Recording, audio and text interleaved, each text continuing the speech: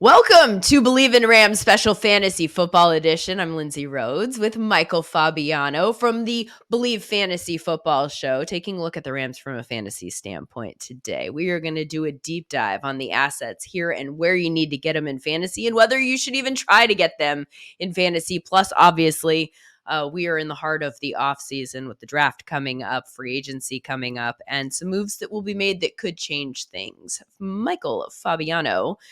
First and foremost, this is a squad that provided us with a lot of high-end fantasy assets last year. And a lot of value. Yeah. Because the players who ended up being the stars for the Rams were not drafted high or drafted at all.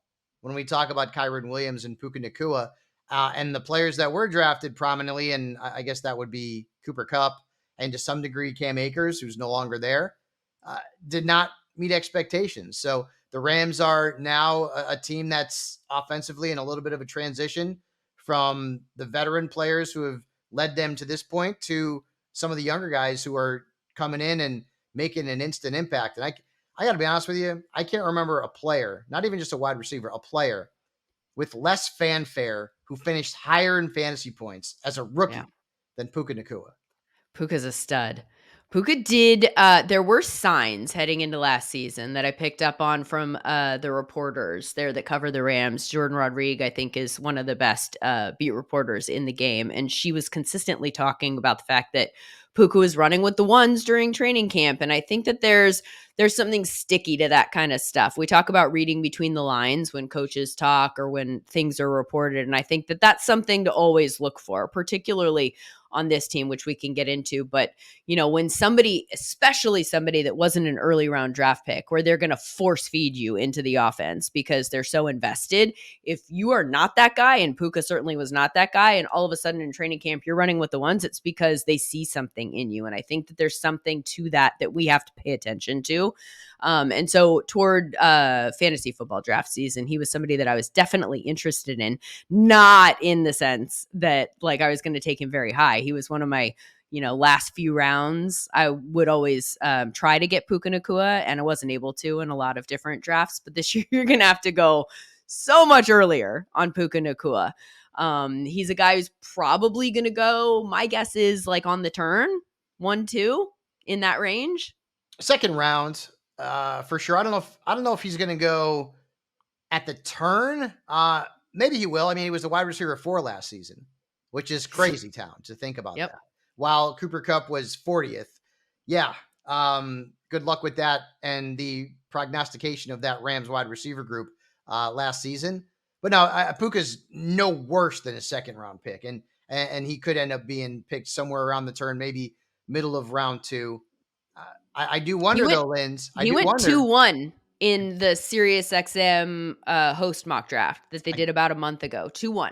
I do wonder, though, are we drafting him at his ceiling? Like, I know that he didn't score a ton of touchdowns, but the catches and the yards, I mean, like, came out of nowhere. And you do wonder if he's going to be able to duplicate that sort of high-end production. Once again, I mean, when you look at this kid's numbers, I mean, we're talking about record-breaking numbers, almost 1,500 yards as a rookie. Again, the touchdowns weren't great, only 6, but still, the fact that he had so many catches and so many yards made the fact that he only scored 6 touchdowns a little less important. 105 catches, he had 160 targets. I mean, he was bananas good. So I do wonder a bit, and I'm sure I'll talk about this as we get deeper into the offseason, about whether or not we're drafting Puca a little too high because he's coming off of a season that maybe from a receptions and receiving yards standpoint might be difficult to duplicate back to back. Yeah. I mean, there's just in general, beware the magical season, right? Like if there is that kind of outlier sort of season, you want to sort of be wary about chasing that the next year. The thing that I think is a relevant concern with regards to Puca's production is Cooper Kupp, because Cooper Kupp, we know he can play the position of wide receiver as well as anybody in the NFL. Last year was very streaky. Like it was, a little bit like he'd pop and then he'd go away. And we haven't seen Cooper Kupp have that kind of like low end production prior to this past season. That was sort of shocking. And I don't know how much of it had to do with Puca drawing targets away from him, or I do think that there's something to him, the injury just plaguing him and him just like not really totally being himself on the football field last year. Talked to Jordan Rodrigue about him and his play last season, and she said he always looked like it was more labor and in more laborious, like what she saw on the field. He looked like he was powering through something. And so he had that hamstring injury early on, and I'm not sure if he ever was truly healthy. So let's say he goes into next season and now he's truly healthy. Now are we distributing the ball differently? Right? Like, It's and so does that possible. affect Puca? I do think that Cooper Kupp is now, I don't want to call him fragile or injury prone, but he's on that road to those labels. Let's put it that way. The last few years, he's certainly been banged up and missed time. And yeah, you could tell that there were times when he was laboring out there, as you say, laborious, in terms of getting out there and running his routes. And all of a sudden now the Rams had another option. Yeah. And maybe they haven't had another option this good since Robert Woods, right? I mean, I don't want to put Odell Beckham Jr. in there, but Robert Woods in LA, not too bad with Cooper Kupp. So I feel like this is a scenario where Cooper Kupp is now not going to be a top 30 pick. He's going to go outside of the top 30 in fantasy because people are concerned about, one, Puka's taken over as the 1-2. Cooper Kupp is no longer a durable player who you can depend on for 17 games and maybe not even 14 games. He played in only 12 games this past season, and there were certain games, Linz, and I remember talking about this with you on Fantasy Dirt. Yep. I was like, he scored 5 points. Like Cooper Yep. Kupp had always been a guy that you can guarantee was going to give you mid-teens minimum. Yep. And now all of a sudden you're getting 5, you're getting 7, you're getting 6. It's like, do I even start this guy anymore? I mean, like, he used to be Matthew Stafford's BFF, and that all kind of went sideways last season with Puka. And now you wonder if Cooper Kupp can enter camp healthy and we start hearing about Cooper Kupp's felt as good as he's ever felt. Does that downgrade Puca Nakua a little bit? I think that's going to be certainly something that people are going to talk about. But for me, and I know this is crazy because you're talking about a player who had one good year. One, that's it. Now we still like Puka. I'm not saying he's never going to be good again. He had one, but Cooper Kupp has got the resume, and now the difference between their draft positions, their ADP is going to be drastic. And I wonder, are we going too far with that in fantasy? I don't know though. Like when you say drastic, I mean, what do you mean? Because I think Cooper Kupp is still a guy that you're taking into the second round, probably maybe no start of the way. third. I don't know, think Fabs. so. I don't think so. I think Puka's going second round like all day long. I don't think Cooper Kupp's going before round 4 or 5. Like that's where he's going to go. Linz, I mean, Okay, let's play a game. missed a lot of the last 2 years Let's due play to a game. injuries. No, I mean, I And understand good that. young wide receivers are all over the league right now. Like, all right, Marvin Harrison Jr., he's going to come in the league. He will get drafted before Cooper Kupp. Depending on where Roma Dunza goes, right? He could end up going ahead of Cooper Kupp. Like, there are certainly some young wide receivers that if they end up in a really good spot, all of a sudden you're thinking, do I want to go with upside and a young guy, or do I want to go with an old guy who used to be great, who now is getting kind of close to being I don't think that's fair. I don't think that's fair to suggest that he used to be great. I think that the injuries this past year he season wasn't seemed great. like, but I think that there is a reason for that, and I think it's injury related. So, but the point that you made about come training camp, what we're hearing out of Rams camp, it's all in there. We're going to see his draft position, his ADP is going to be dictated by what we're hearing coming out of Rams camp, and whether like, oh my gosh, Cooper Kupp looks so healthy and he's coming out of his breaks and whatever the language is. But they will be talking about how he looks different than he did last year during the season, if that's true. And then we go back to drafting him as if he is Cooper Kupp, but with a wide receiver 2 on the field who's going to draw targets away from him. So that in and of itself is something to factor in with Cooper Kupp. Coming into this season, it was like Cooper Kupp.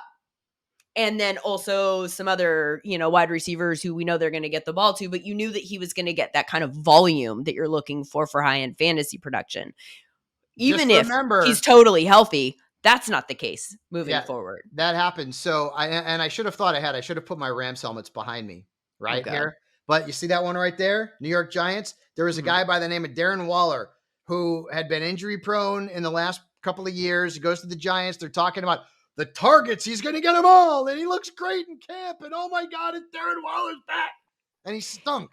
He was hurt. Like, I'm never playing though. Like, I'm off the football field more often than I'm on the football field. That's not Cooper. But what I'm saying is that in this day and age in fantasy football, right, you got to go young, man. Like, there's certain players that you know, as veterans, like Travis Kelce, he didn't have a good year, but he still was tight end too. Like, there's certain veterans, like, yeah, I know what I'm going to get from these guys for the most part. I don't know what I'm going to get from Cooper Kupp now. I don't know, because the injuries, the lack of production in games, in certain games where he played last year, where he was giving you 5-6 points, you're like, what the hell? Who the hell is this guy? Like, is that Cooper Kupp number 10, or somebody took his jersey? So I don't know. I'd rather go with the younger guy. And so for me, there's going to be a lot of young guys. Like, we had young guys last year, like Zay Flowers was very good. Will Zay Flowers go ahead of Cooper Kupp? I mean, I think that's within the realm of possibility. Rashee Rice is going to go ahead of Cooper Kupp in drafts. Like, you're going to see young guys usurp the veterans, especially a veteran in Cooper Kupp, who's, 30 years old right now, 31 years old. And I'd rather go with the younger guy. So maybe Cooper Kupp becomes a value in that point. Maybe if you get him in round 4 or 5 as your wide receiver, 2 or 3, you're like, oh, yeah, I'm feeling pretty good about that. But he comes with a lot of question marks right now. And one other thing too, and Matthew Stafford was awesome in the last month of the season. If you had Matthew Stafford as your fantasy quarterback, he was awesome. And then he led you to a championship. But for most of the year, he was very mediocre from a fantasy perspective. And Matthew Stafford is a 35-year-old guy, maybe going into age 36. I'm not sure exactly what his birthday is, but I'm guessing he hasn't turned 36 yet this year. Matthew Stafford is not exactly a spring chicken who you can guarantee 17 starts from too. So, that's another thing you got to worry about a little bit too with Cooper Kupp and to some degree, Puca Nakua. Yeah, Matthew Stafford's an interesting. What is his ADP? What do you expect? Oh, he's going double-digit rounds, like late. He is not going to be prominently selected because, again, when you go back and you look at his numbers last year, he was like a 15 to 16 point per game. Occasionally he gave you a 17. Mm-hmm. And then all of a sudden, and remember how crazy it was, Linz? Because the schedule, like, he did it against Baltimore and he did it against the Niners. Like, he went crazy against the Eagles, like really good defenses, if memory serves me. And we didn't see it coming. But if you started him and you had faith, Matthew Stafford did lead you to a fantasy championship. And Stafford and Kyren Williams too. Kyren Williams, we didn't see him coming. His ADP, I mean, hell, was in the 200s for crying out loud, which means he was late or not drafted at all. And Kyren Williams came out and was fantastic. He was fabulous, fabulous. There you go. Yeah, it's very good. Like my fabulous tan. So what happens when you work outside in Florida 2 straight days? You just turn into look at like crisp over here. No makeup on this face. It doesn't help. I used to wear a lot of makeup when we were on television. Never helped me. But anyways, going back to that, the Rams had players last year who were amazing from a value perspective. Now they're not going to be. Yeah. He's going to be a 2nd round pick. Kyren's going to be a 2nd round pick. Ooh, no, he's going to be a 1st round pick. Yes, he is. Kyren, you don't think Kyren Williams is a 2nd round pick? I think he's a 1st round pick. Oh, I think he's a 1st round pick. I can see that. I don't know if I'd go there, but I could see that. But now expectations, are these guys like Doug Martin? When Doug Martin had no expectations, he was awesome. And then when you put the expectations on him, he killed you. Like, I just remember Doug Martin off the top of my head. I don't know why, because that was like his scenario. You're looking for a little guy. You're like, who else is small? Wait, was he the muscle hamster? Was muscle hamster? That's exactly right. Yeah. I'm the unmuscle hamster. So now these guys come with expectations. Yeah. Kyren comes with big expectations. Puca comes with big expectations. I don't think Stafford does. I don't think Cooper Kupp does either. But those two guys, people now are going to be in on them big time.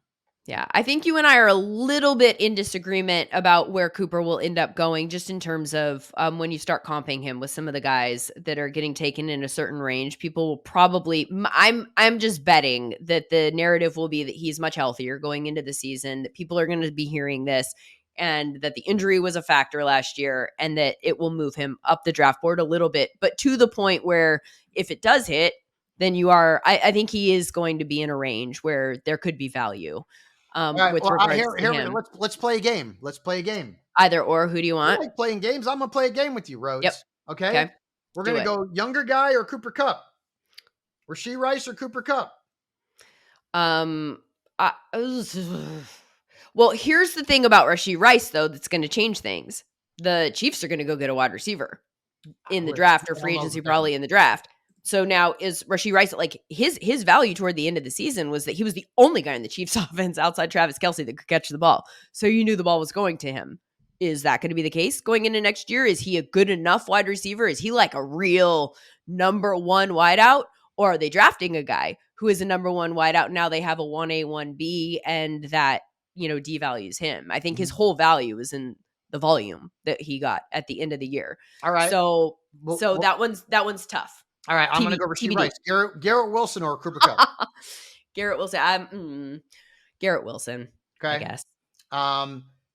This one here. For those of you who don't know, but by the way, Garrett Wilson's a first rounder. Garrett Wilson's a guy that's going to go probably at the end of your first round, maybe on the turn, like that type of like start of the second round. So you just gave me an example that you're saying is not even in Cooper Kupp's range. I don't think Garrett Wilson's and Cooper Kupp are even close or super close in value. And I think first round for Garrett Wilson's too high. Tank Dell or Cooper Kupp. And I know this one pings at your heartstrings because you love yourself some Tank Dell. I know. That one's hard. I do love Tank Dell.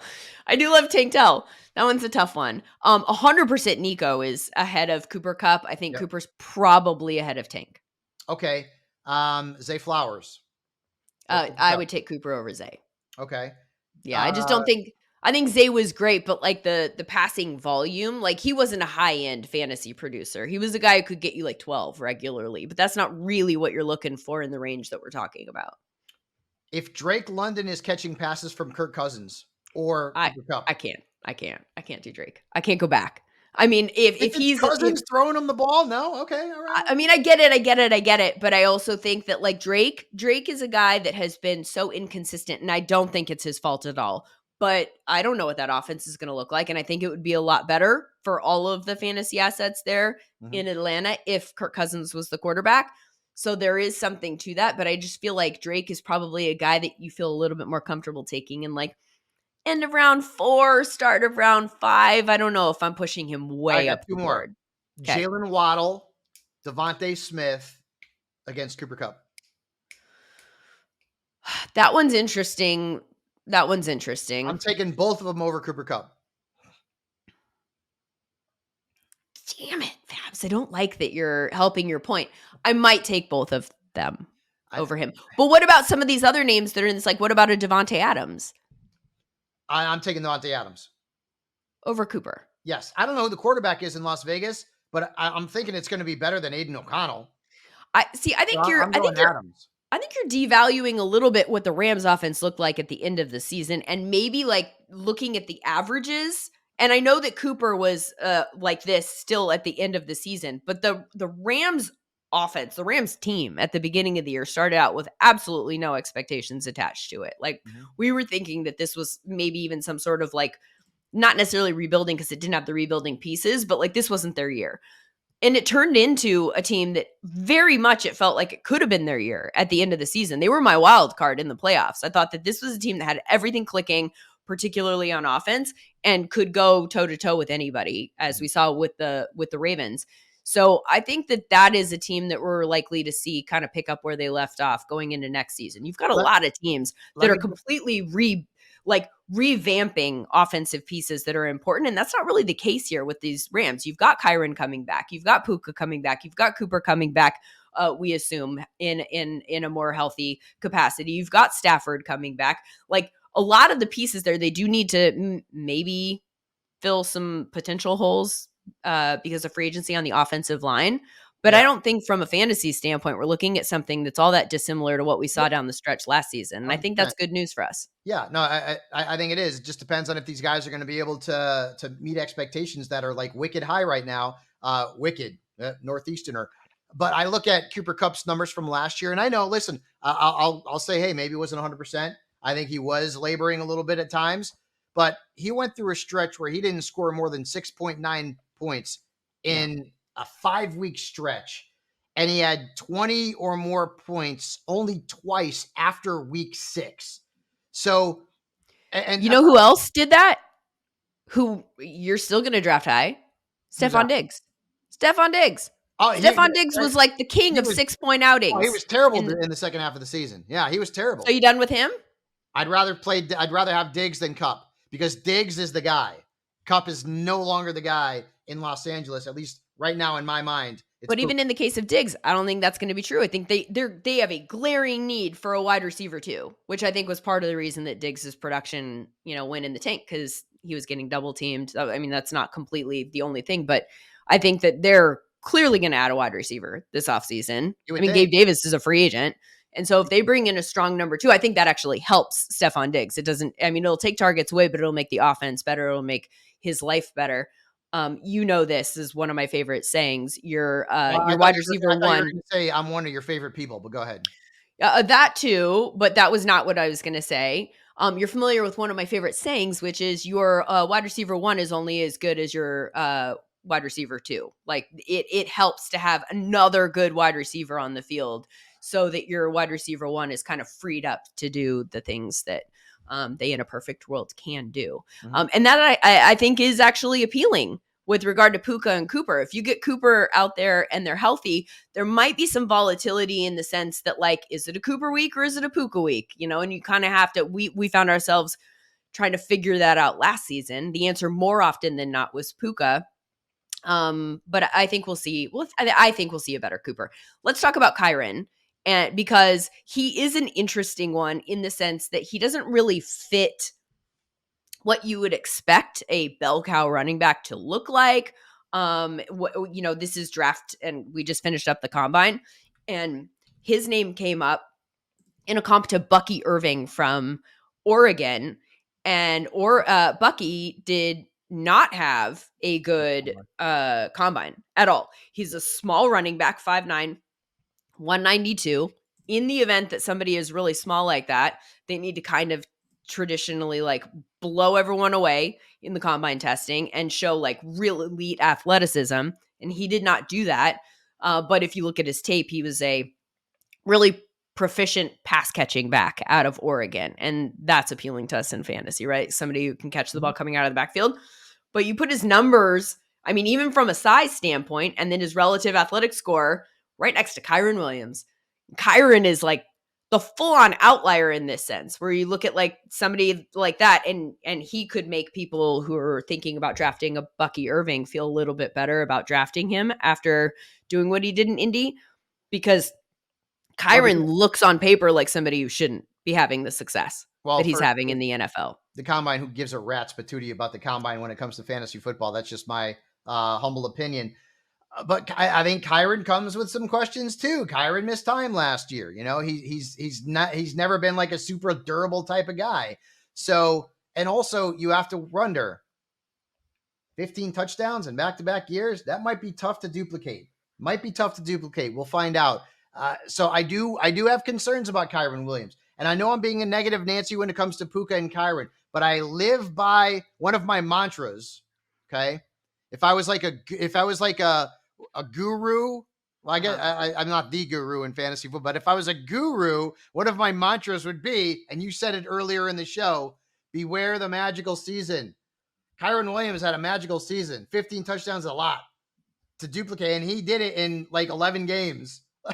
So, I mean, I do have a little bit. I'm not saying I wouldn't draft Kyren Williams, and not in the first round. I don't think I'd do that, so I probably won't get him. But you got to worry about regression when it comes to Kyren Williams, and especially in the touchdowns. I'm sure he can rush for another 1,100 yards in his sleep if he can play more games.